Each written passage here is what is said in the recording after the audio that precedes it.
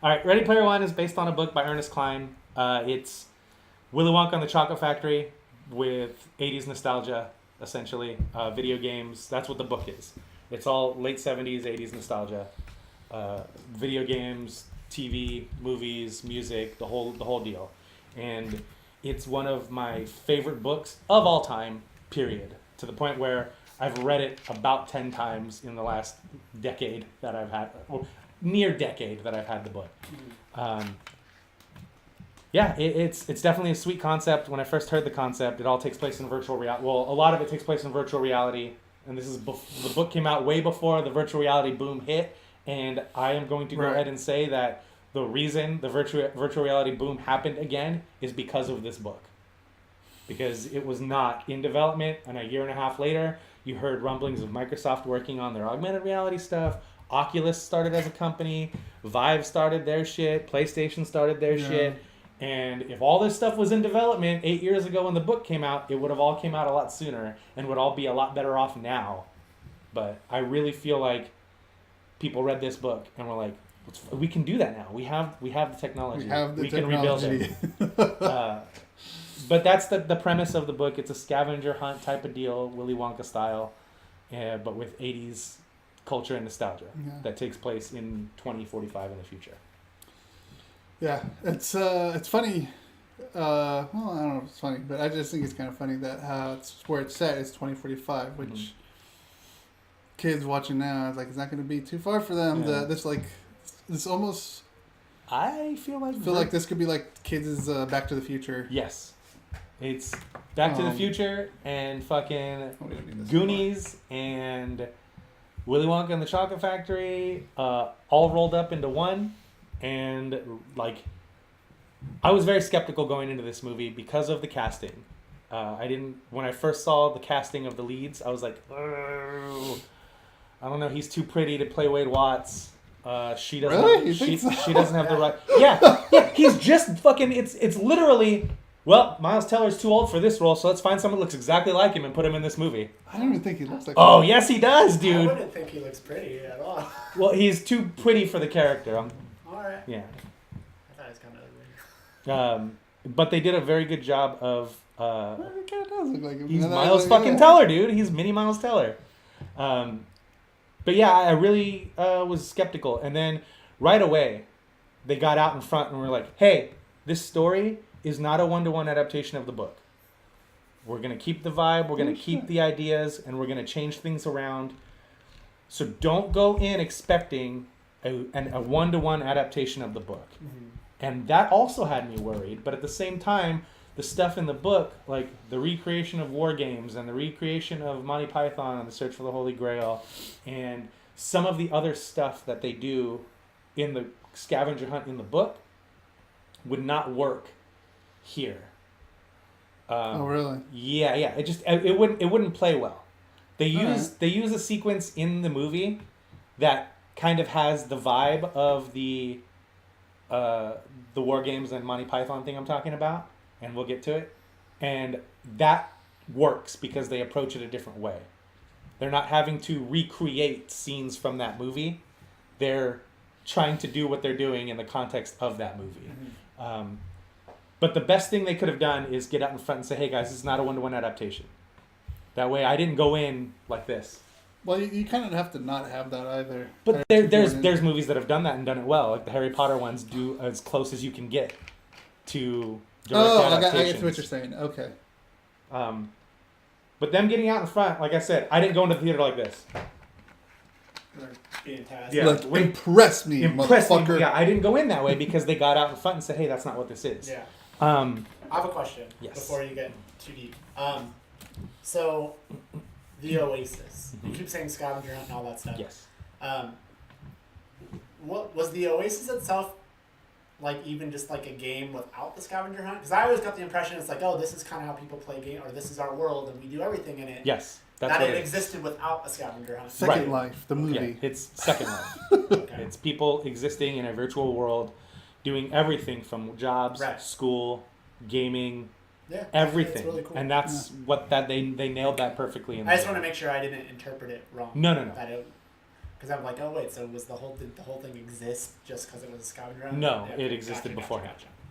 Just like in the movie they talk about. Yeah. But yeah, I'm gonna go ahead and say my, not review, but like, I haven't come out of a movie feeling the way this movie made me feel since I saw the original Ninja Turtles in theater. Wow. Like, this was as perfect as you could do it without having to do a line for line, one-to-one adaptation of the book into a screenplay. A movie that I feel did that really well a few years ago was The Martian. They literally lifted entire chapters and passages and made it into dialogue and made it fucking work. So that's possible. You can do that. But they nailed the vibe. When I sat down and they start and they go into the first, like, the narration at the beginning that gives you the quick synopsis of what you're gonna see right now, and then when they go into the first challenge, I went, oh man, they changed that, and then I was like, no, stop it, Mike. This is not an adaptation of the book. What was the first challenge in the book? You have to play Joust, Gotcha, a game of gotcha. Joust. Right, Yeah. totally, yeah. So, and they describe that in such a way in the book that's fucking amazing.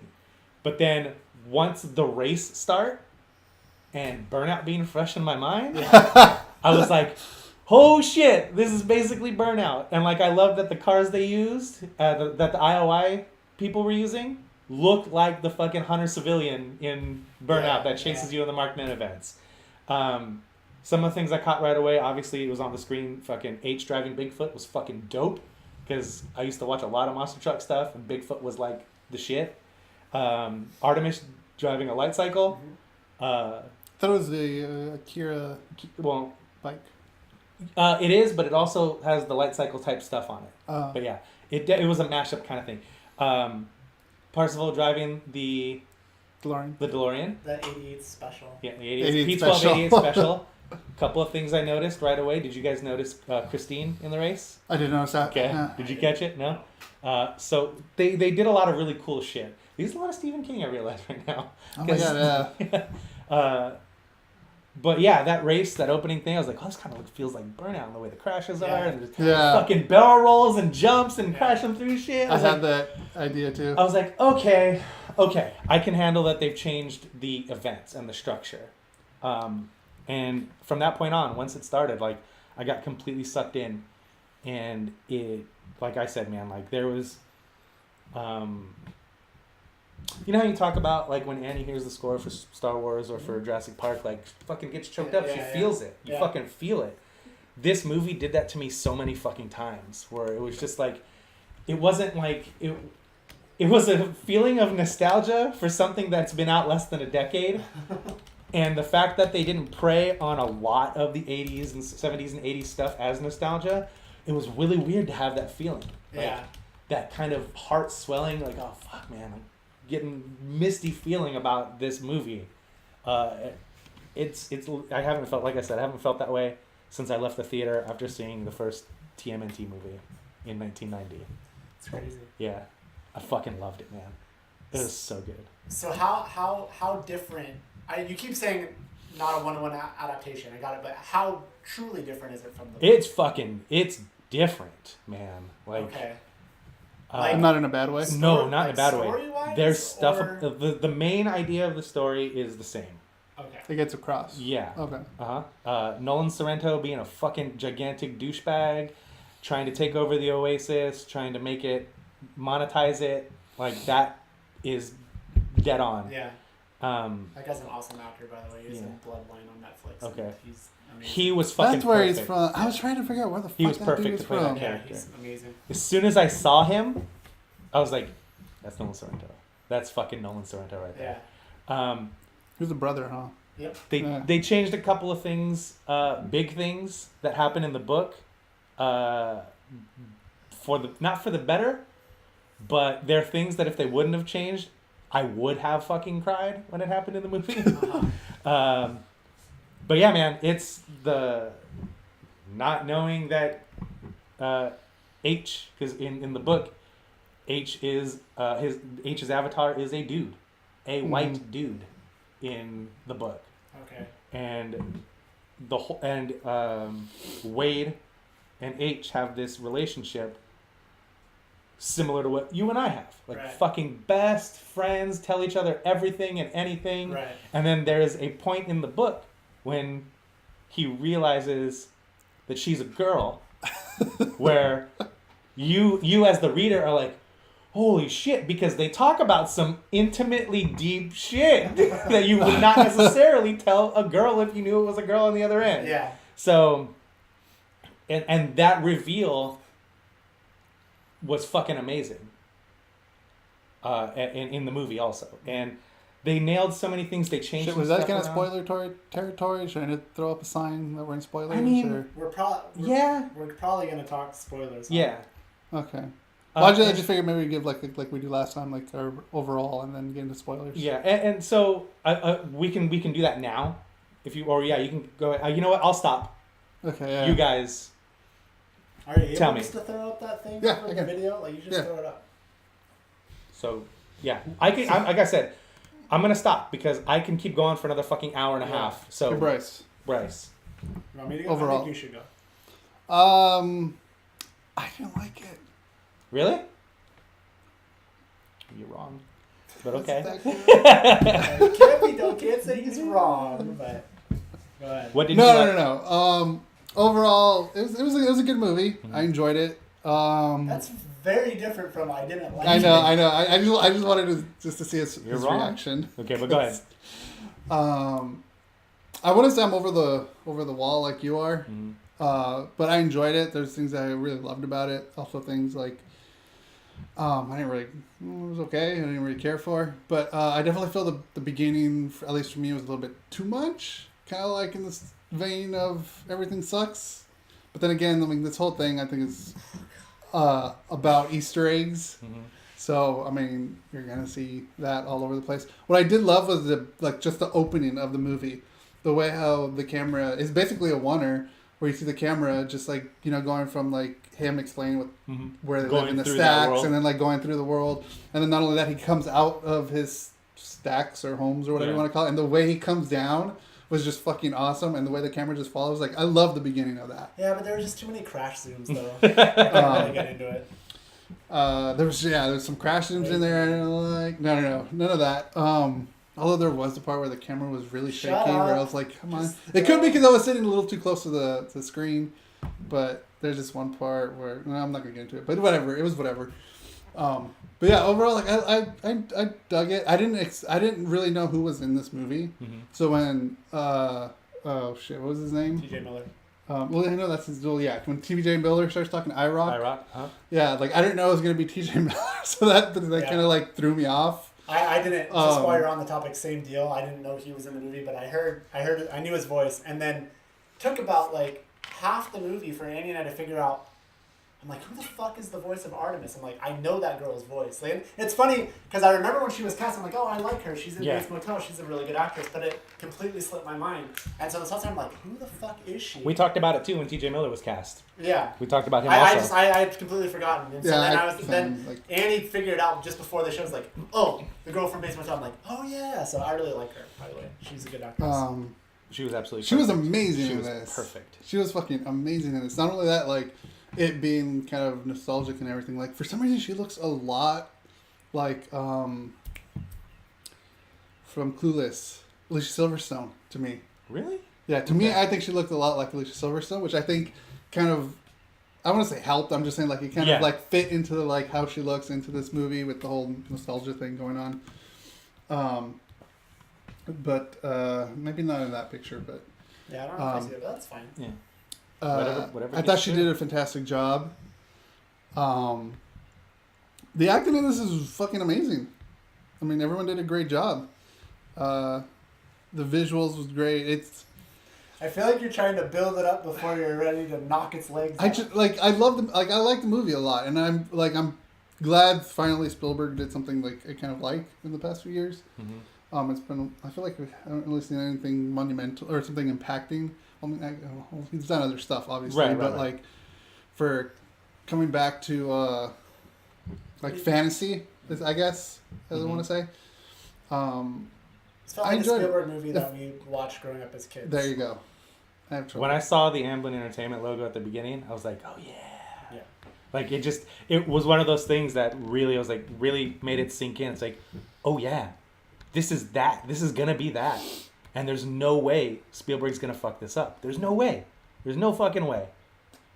And there was a lot of the movie, like maybe I'm totally off base and I'm just like a bias towards him, but a lot of the movie I was starting thinking, like, man, I would have liked to have seen, he commented on it, I'm like, I would have liked to have seen what Edgar Wright's take on this would have been. Mm-hmm. So I thought that. What did he say?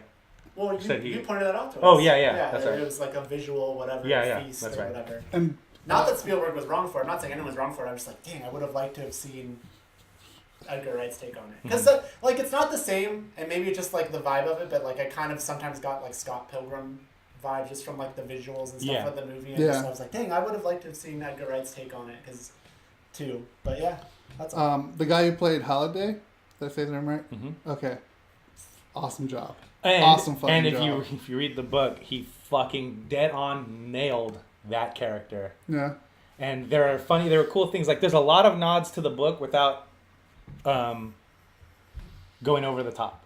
Like, at the end, when he's looking for the egg and talking to Wade, or talking to Parzival, the clothes he's wearing is a straight up description From the beginning of the book, when the video of the Easter egg hunt is shown in the book.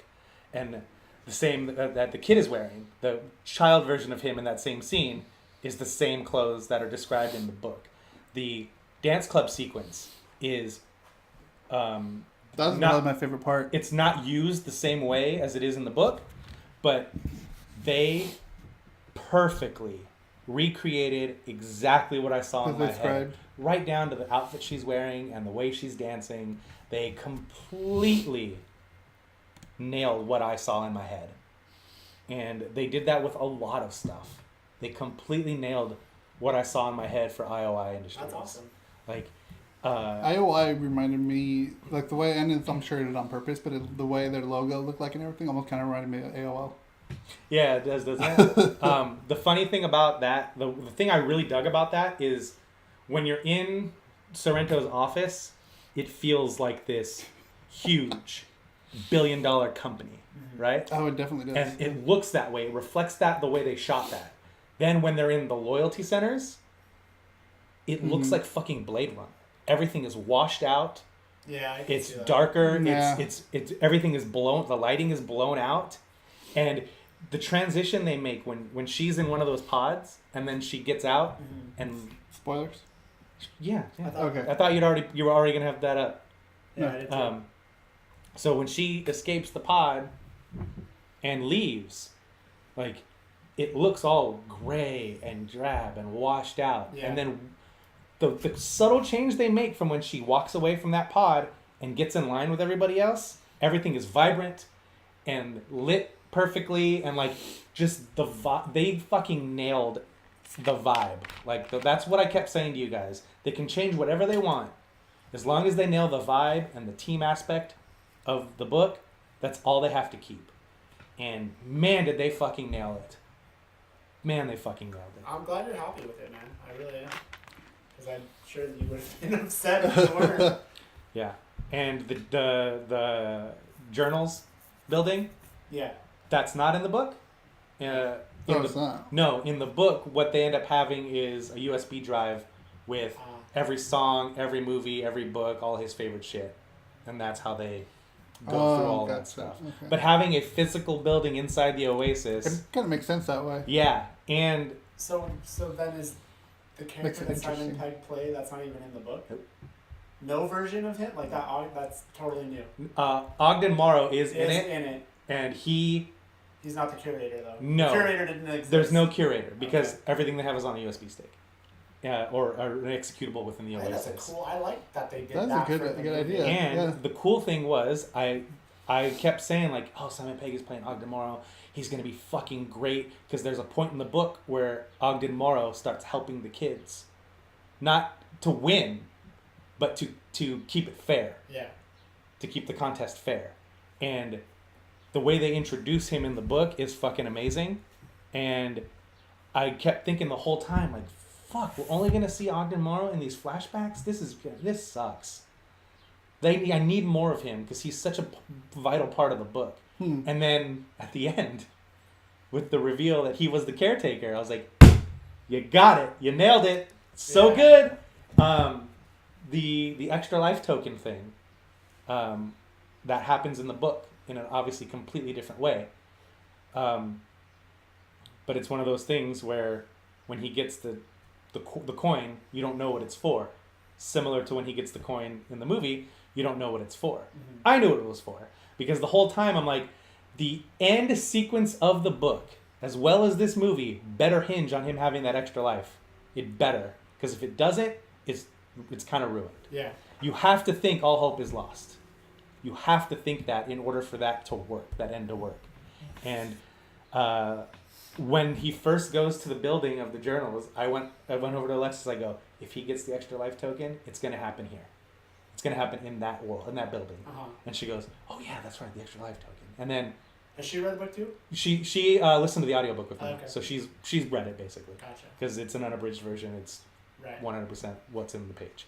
And when they do that, and it took so long, not so long, but in movie time, the 20 minutes it took for them to get to the extra life thing, she had completely forgotten about it because she was so sucked in to the movie, which I think is great.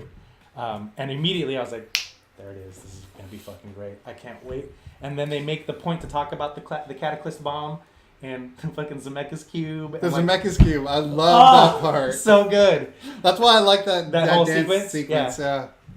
But yeah, man, it's... And then the end with Dido turning into the fucking Gundam robot, that got a loud, audible response. When he fucking... he's just like meditating and shit. Yeah, and then when it cuts to him and he says, I choose Gundam in Japanese, there was somebody in the back that went, yeah! Like it was the reaction you have in the book when he turns into Ultraman. It's... Because I was like, they're not going to use Ultraman because that didn't penetrate here. Oh. I was like, I told Alexis, I go, it's either going to be Gundam or Power Rangers because those are the two things that made it to the West, and that's what they're making this movie for. Yeah. And yeah, it was so good, man. Like, I had a smile on my face the entire time, and yeah, I just can't stress enough how that movie made me feel. That's awesome, dude. Like, I am going to take the kids to see this movie because I feel like this could be, like Rick was saying, like their Back to the Future, which they've been watching on their own lately, by the way. Oh, really? Like in the last week or so, they've watched all 3 movies like 4 or 5 times, like back to back to back. And so yeah, like this, I said it about Super 8. Like I said, I wish I was the age I saw Goonies when I saw Super 8 because this would be my fucking jam. And I feel that way about this. Like I think this movie, in a more meaningful way than like a Goonies or movies we watched growing up, like this movie will bring generations together. Like parents will see this movie and be like, man, this is such a good movie. It's all the shit I loved growing up. I got to show this to my kids. And it will bring, like, similar how Nintendo brings generations together with fucking Mario. Right. I think this movie has the ability to bring generations together of parents who can't stand the shit their kids like, and kids who can't stand the shit their parents like. This does it in a way to where they'll see the DeLorean and be like, well, what's that from? Mm-hmm. And mom or dad can be like, Back to the Future. Yeah. Or like, what's this? What is this music? The music was fucking great. I loved all the music choices. The composing of the music was straight out of like Back to the Future. Like I mean, I'm not saying that they copied it, but like it had that nostalgic vibe of the music. Like they just, it's like we're making a Back to the Future 4. Let's do the music for us, and this is what they did. Right. It could have been in those movies, but in its own cool way. And yeah, they use a lot of cool little sound effects, nostalgic sound effects. There's Back to the Future stuff. There's a whole lot of stuff. And like, I want to see this movie 5-6 more times in theaters because I want to see everything. The sequence I was talking about earlier where they kind of nail the vibe of the recreation stuff is the Shining sequence. So fucking good. So good, man. I forgot about it. Yeah, that was funny. Like, I've never seen it. Yeah. little girl, do you know how to get out of here? Like that, all that shit. I was like, Yeah, oh that's no. good stuff. And then when they run around, no, don't. And then, oh god, just everything about the Shining sequence That was was really good. perfectly done without having to make them recreate things that happened in The Shining. Mm-hmm.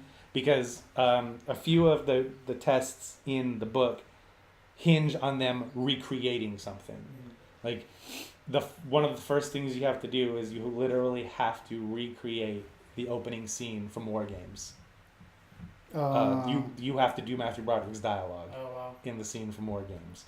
And then later on, they do the same thing for Monty Python and Search for the Holy Grail, where you have to recreate it, and you have three fuck-ups. You can't fuck up more than 3 times.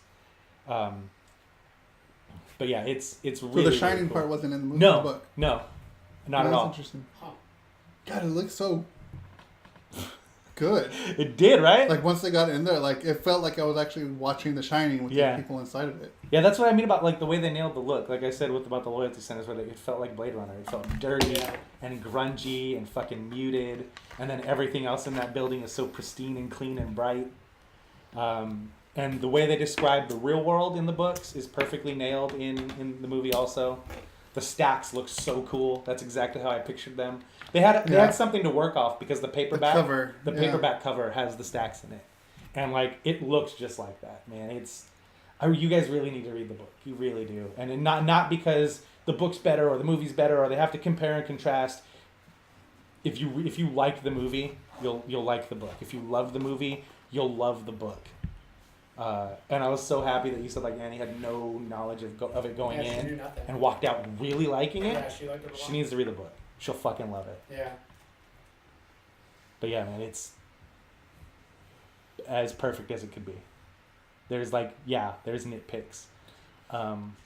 Things from the book that I would have loved for them to put in, like, not 1-to-1, but like, I mean, in the book, Parsifal ends up in the loyalty center in real life in the book, but I like that change because it made it.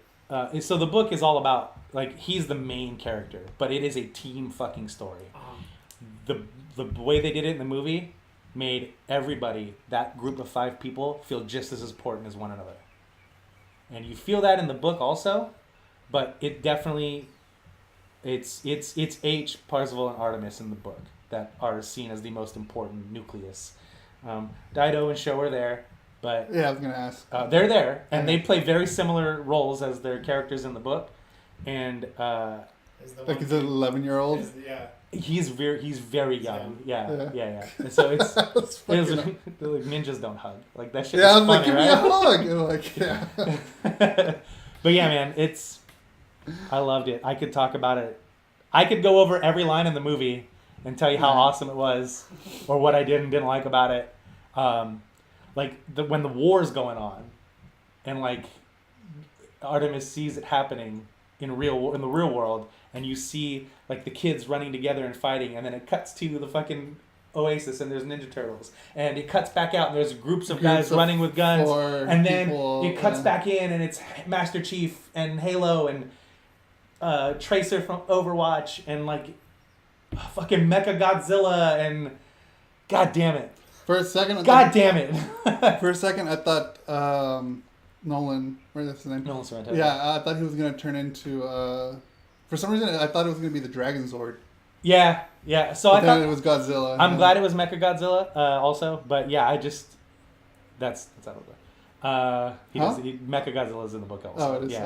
Okay. But yeah, it's fucking awesome, dude. Iron Giant in the book? No. No. Okay. Nope, that was completely for the movie, but done so well. Well, Spielberg owns him, so. Yeah.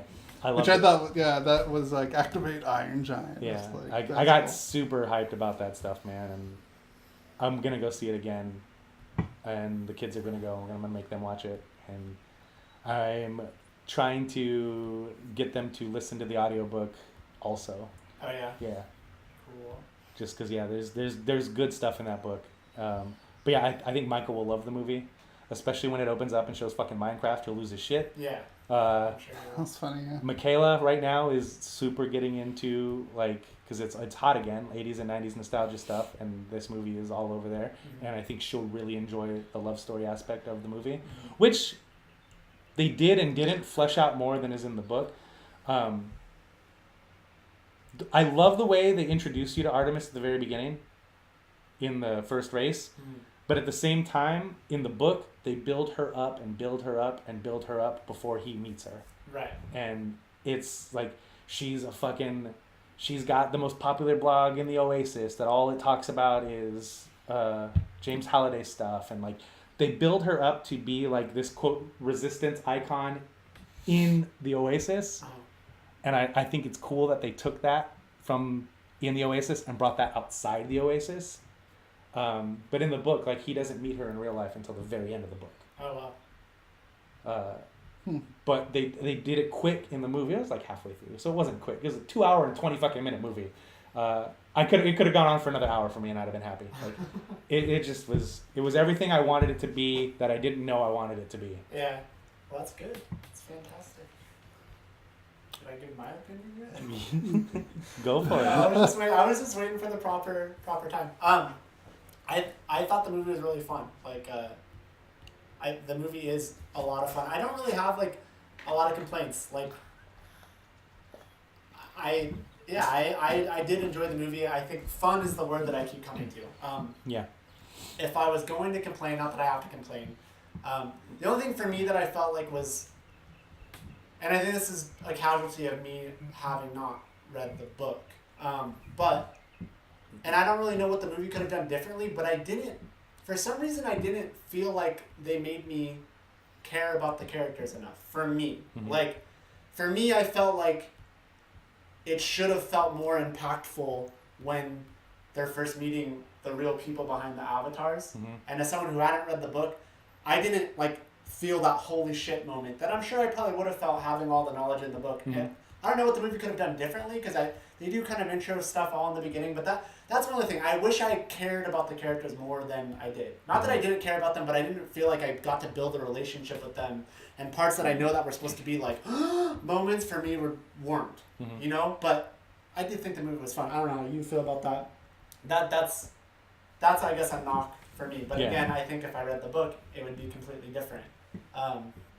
I think just a lot of stuff seemed like it happened fast, which is funny because the movie's 2 hours and 20 minutes. There's a lot It fucking moves, there's and a lot it's to a get great. in there. It moves at a great pace, Yeah. and there's a lot to get in for sure. So that's it's a 580-page book. Yeah, that's a nitpicky complaint, but for me valid though, because yes, there was parts where I was just kind of like, man, like I feel like I should be feeling more than I am at this point, but like I don't feel like relationships were built up enough for me to feel the impact of them seeing each other for the first time, and like that was something for me that was missing. I also, what I enjoyed more, and it's, you know, it's no surprise because we know how much I like puzzles and like that sort of style, is I enjoyed them trying to figure out the scavenger hunt more than like all the battle stuff. Mm-hmm. You know what I mean? Like for me, that's what I like. I like when they're working together trying to figure out the clues and all this stuff. Like, I don't know why I'm so into that, but I fucking like that. Like that big battle thing at the end, it was cool, but for me, I went out saying I was starting to get out of it. I was like, okay, this battle's happening. Like, I like them. I don't know, but that's just me. I'm strange. Like, I like that slower pace part. Mm-hmm. So that's what I really liked about the movie. But yeah, the movie's fun. Like, it's got me thinking of, like, it introduced me to this world that makes me feel like I do want to read the book. You know, like, aside from your endorsement of it, you know? So, yeah, like, I don't know if Rick said he didn't. Yeah, I actually cared more about the side characters than the main characters. Interesting. Or supporting characters, I should say. Not that I didn't like them, but I can pretty much agree with what Bryce is saying.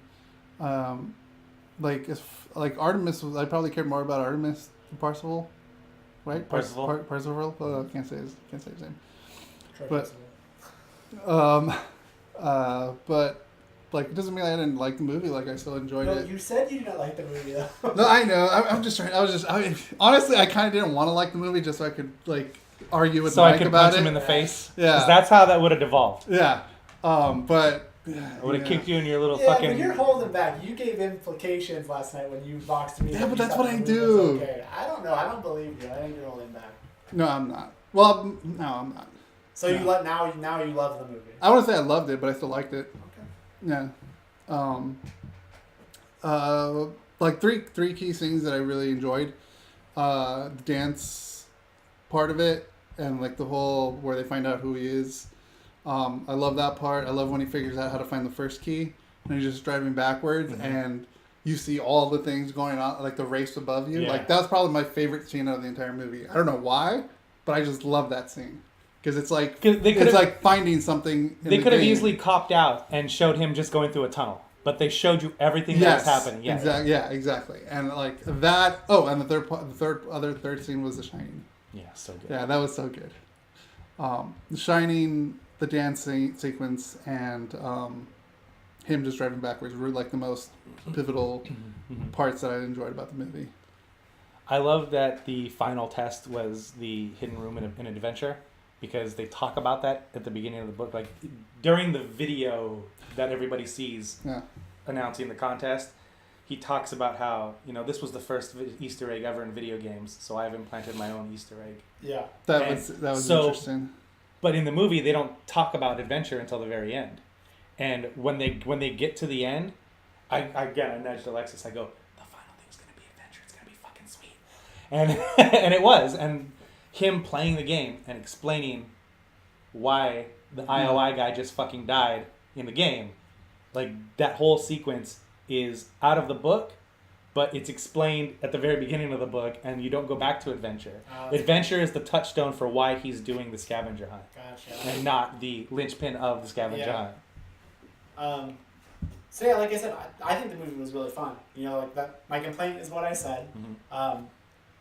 Like I said, I couldn't even tell you how I wish they did it differently. For some reason, I just wished that I cared about the characters more than I did. All of them, honestly. Not that I didn't like them, but I just, like I said, the moments that were supposed to be big, I felt like should have hit me harder than it did. And honestly, the one part, and again, totally fucking biased or just a sign of how good of an actor he was, but the part where I started to get emotional was the reveal with Simon Pegg at the end. Yeah. Just like how he was the curator and like he was helping, like, I don't know, just like him saying how smart Percival was and stuff, like something, it just, I don't know.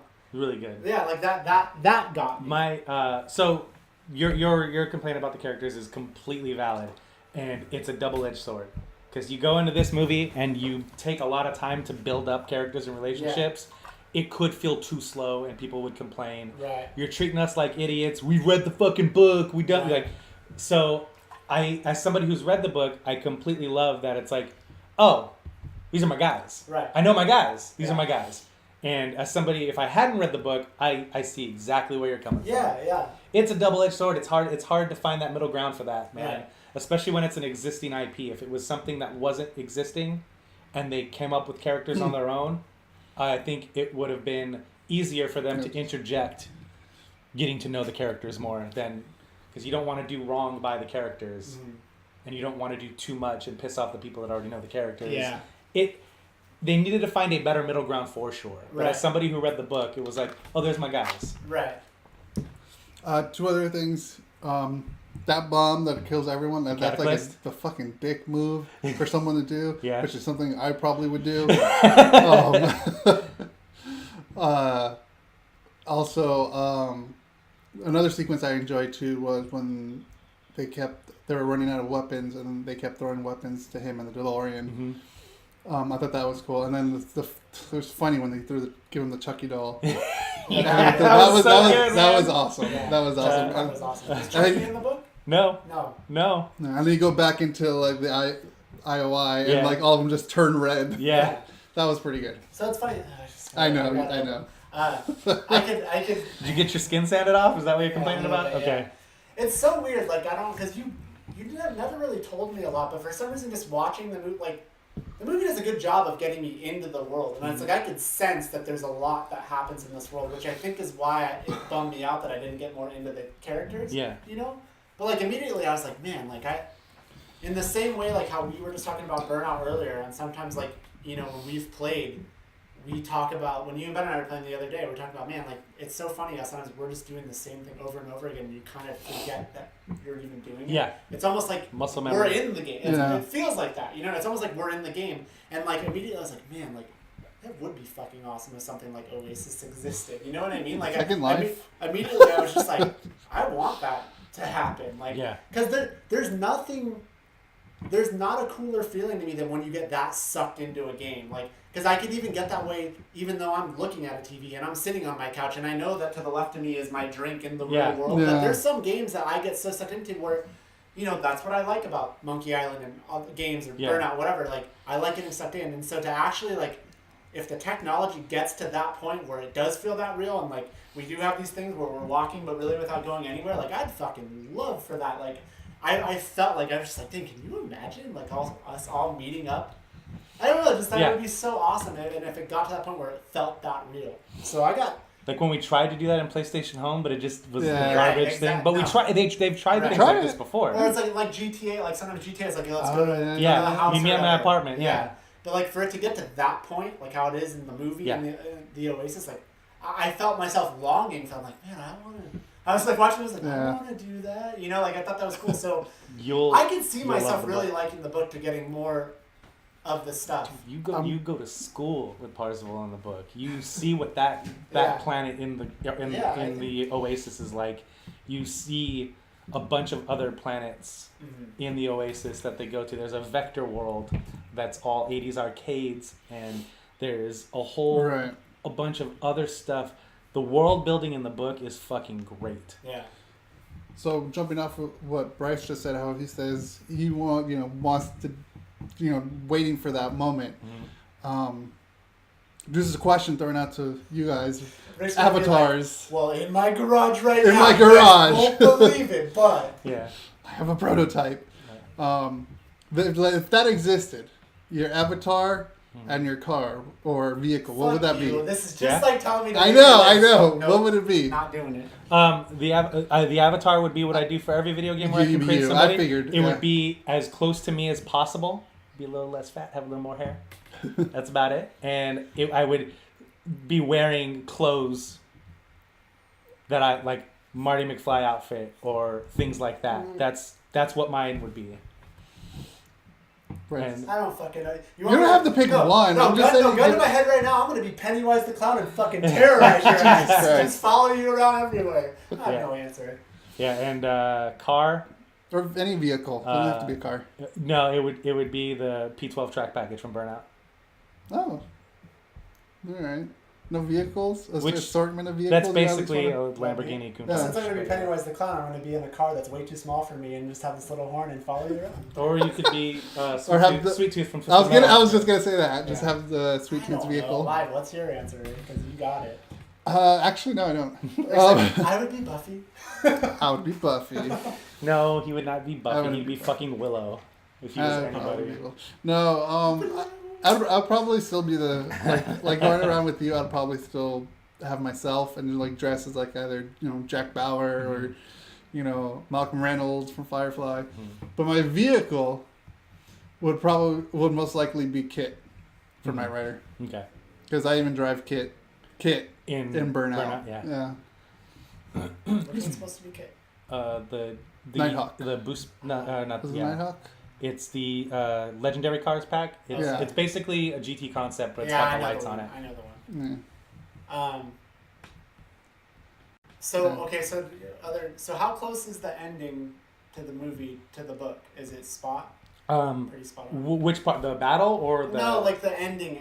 It's pretty close. Okay. It's really close. So help me, they say this whole thing you're not really an avatar or whatever. Like what was that supposed to mean? Like when they're talking to what's the creator? Well, you're what am I supposed to pull from that? Like. Well, basically what he said. Was alive? No. Just that. That's who he is inside the Oasis because it was reality inside of the virtual reality world. So when we saw him at the end, he was still actually dead. Yeah. Okay. He just had that extra life. I wish not him. Extra life. James Halliday. I wish they wouldn't have straight up asked that question. Okay. I wish they would have left it more ambiguous. It's not left ambiguous in the book at all. But I wish they would have left it ambiguous in the movie. I think that'd have been more fun, especially for younger audiences to hold on to. like, oh, maybe he's not dead. Maybe he's just roaming around. Like, I think So that'd be a lot AI. more fun. So like okay. I guess I should.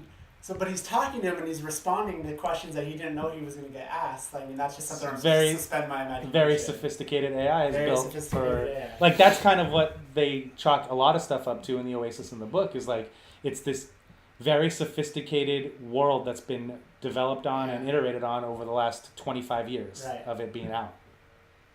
It's funny, like the thoughts that went through my head watching the movie. I was like, oh, you know, so when they all each got keys and stuff, sometimes their interaction with the person giving them Was giving them different. the key was different. And then I started thinking, you know, like fuck, man, if you're on the scavenger hunt and you got to do this, here's my thought. You can tell me if this is wrong or right or wrong. But the impression it gave me like I started thinking like fuck, I wouldn't sleep. I would keep trying to figure it out. But I take it, did the race happen at a certain time every day? In the movie, yes. Yeah, that's what it seemed like. In the book, no. No.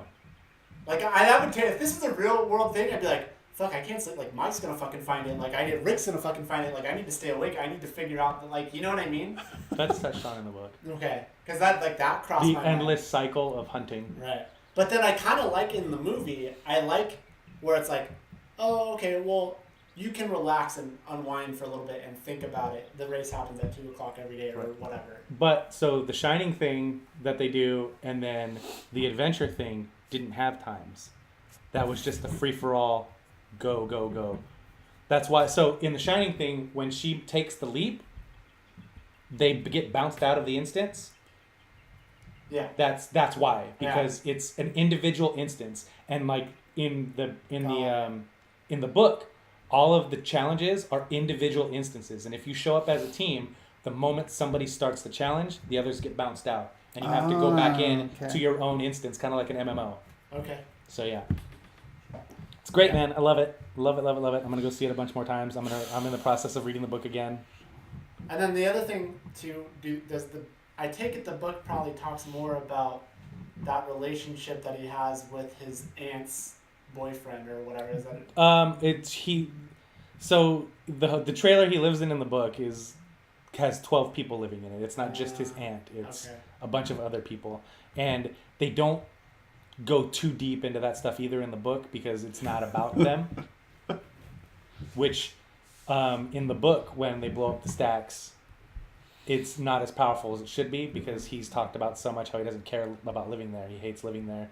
And it's similar in the movie that, like, even to the point where they make a joke out of it when he's holding the gun to Sorrento and he goes, "You killed my mom's sister." Like, they make a joke about how he didn't really care about the people there. Like, it sucks, but he didn't really care. Right.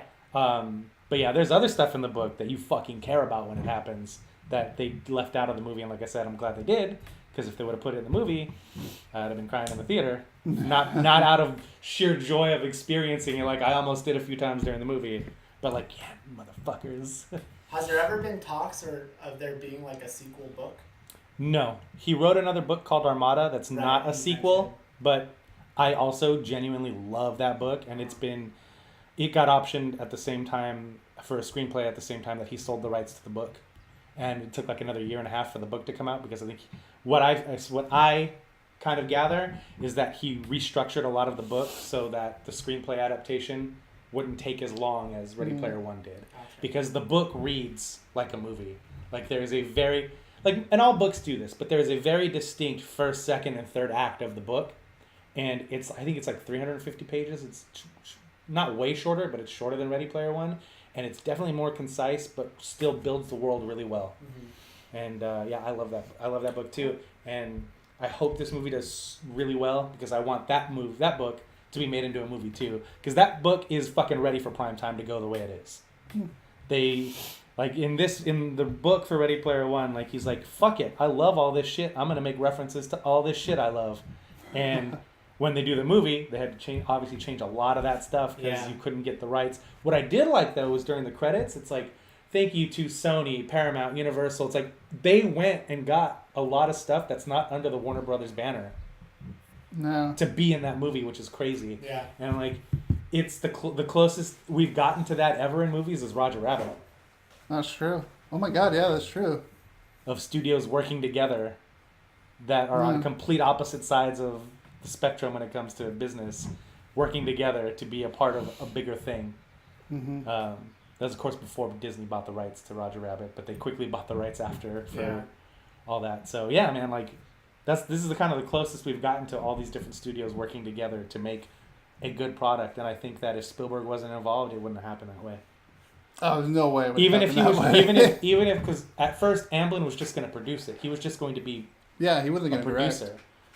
And I think that one of the things they ran into was a lot of the licensing stuff. And I think that's, other than not being able to find somebody that saw the vision the way him and Ernest Cline saw it, was another big reason of why he decided to direct it. Because with him directing, it's going to be a lot easier to get licenses for all that stuff. Of course. So, Mike loved it. Rick I liked it. thought it was a very fun movie. I'm glad you liked it. Yeah. It's one of Turned those off things. spoilers. Like when I saw Drive, and I immediately got sad because I know nobody's gonna like that movie the way I like that movie. When I walked out of Ready Player One, I had that same feeling of like nobody's gonna like this as much or the same way I like this. Nobody, and that's not a bad thing. But I know in this movie, or not in this movie, but I know in Ready Player One, he uses a lot of references that are very mainstream and wide open, and there's not a lot of deep cuts, so to speak, in that. Yeah. Armada's the opposite. It's like the deepest fucking cuts. Oh, yeah? And like I've said to you before, I feel like these books were written specifically for me and nobody else, and that's a great feeling to have about a piece of art. Yeah, Whether it's a book or a movie or an album or a video game or a comic book or whatever you're fucking into, whatever you're super nerdy about, to feel like something was made specifically for you is awesome. And I just feel like there's no way anybody will ever love this movie the way I do. And if Armada ever gets made into a movie and they capture it the way they captured this, there's no way anybody's going to ever love that movie the way I love. Jay says he will. But yeah, it's man. Like I kept thinking, I was like, when was the last time I fucking felt like this leaving a theater? And like, yeah, I guess when I left the theater when I saw Drive, I felt this, but in a different way. Mm-hmm. But like the whole fucking, like the childlike wonder I felt has never been as hype for me as it was when I walked out of the theater when I was 8 years old and saw Ninja Turtles. That's cool that you were able to pretty much kind of replicate that feeling really close to Dude, it. So I felt like Dan Herman for a minute. I liked it. I liked it. yeah.